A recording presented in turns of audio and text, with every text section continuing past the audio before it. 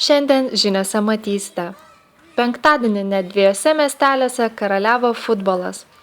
Išvykoje krepšinio komanda Rasai nugalėjo Tauragiškius. Šeštadienį namuose mūsų krepšinio komanda ir vėl iškovojo pergalę ir į savo bagažą įsidėjo antrąjį tašką iš 3 reikiamų pergaliai. 2014 Lietuvoje yra paskelbti vaikų sveikatos metais, tačiau Lietuvos futbolo federacija dėmesį patiems mažiausiems skiria kasmet, nepaisydami kaip tie metai pavadinti.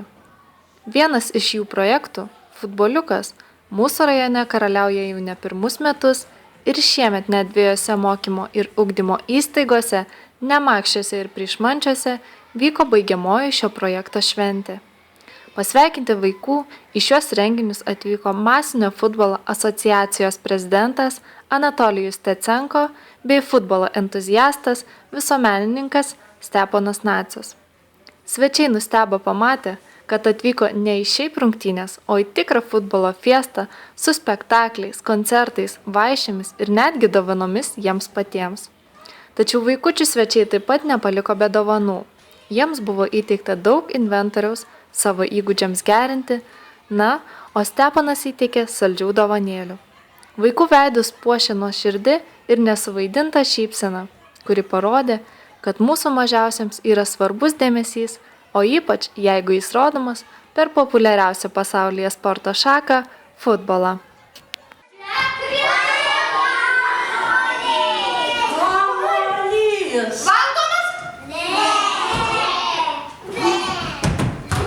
Piratai tokio laive neturėjo, ne? Galima? O gal žinot, kam kre? Šitie daiktai reikalingi, kaip jie vadinasi? O ką žaisti su jais galima? Futbolą! Kre, pamokinsit? O ką jūs dar žinot apie kamuolius? O gal kokią dainą ar eilėraštį? Kre.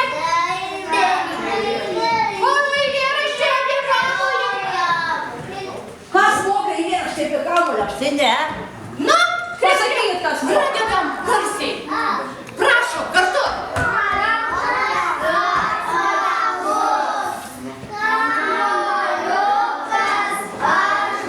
Balandžio 11 dieną komanda Raseinių Rasai išvykoje išlaikė intrigą iki pat paskutinių minučių ir sugebėjo rezultatu 66-75 nugalėti Tauragės krepšinio komandą ir taip į savo bagažą įsidėti pirmąjį tašką einant keliu link čempionų vardo.